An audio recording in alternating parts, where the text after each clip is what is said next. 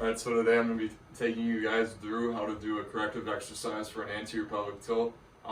So an anterior pelvic tilt is basically where you have an arch in the back here, so there's a lift in the pelvis. Back here we want to be more in a neutral state, not too far forward, because that means there's a lift in the front, which is actually called a posterior pelvic tilt, which I talked about in the other video. So we want to be more in that neutral state. Just a slight curve right here. But not too arched back there. So yeah, the exercise I'm going to be taking you through is called a glute bridge. If you have a yoga block, that'd be great, but if you don't as well, that's alright. The only reason we use the yoga block is to kind of activate more of the adductors, hamstrings, as well as the glutes. But without the yoga block, you still get the same effect, just a little less of the adductor hamstring. So we're going to lay on our back.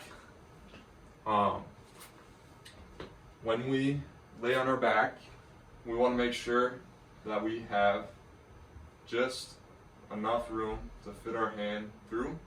We don't want it to be too arched like that. If you can fit your hand all the way through, you don't want that. We want to make sure it's just a slight slide through. You can just barely fit it in. You don't want it to be where you can't fit your hand in at all.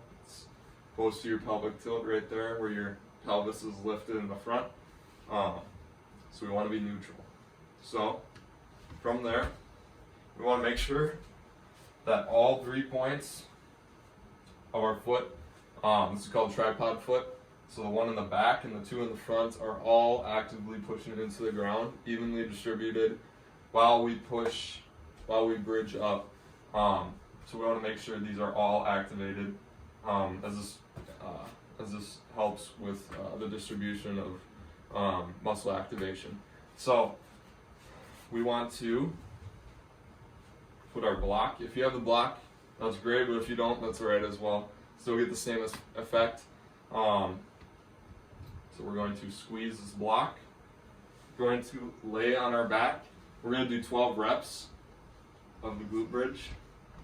So make sure that your tripod foot is driving into the ground. So we are going to slowly lift back down. Lift back down. Notice how I'm not going too far up. If you're going too far up, that can actually be counterproductive, causing more of a lift in the front, maybe even a posterior pelvic tilt. So we want to keep away from that as well. So just in the middle, like so. This is 5. Make sure you're breathing. 6. 7. You're going to feel in the adductors as well, and hamstrings. 8.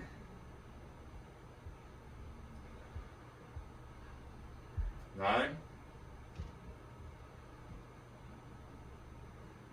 10. 2 more. 11. And only go as far as your body can go. Don't push yourself too hard. 12. So you're going to feel that burning. And that's a good thing. You're going to feel the burning. If you have the yoga block, most likely in this area as well, the hamstrings, and also in the glutes. So that's a glute bridge. Great variation for, helping to reduce the symptoms of the anterior pelvic tilt. So yeah, thank you for watching, and if you have any questions, feel free to reach out to myself or Dr. Christine. So yeah, if you have any questions, feel free to do so, and we hope to see you in the clinic soon. Thank you for watching.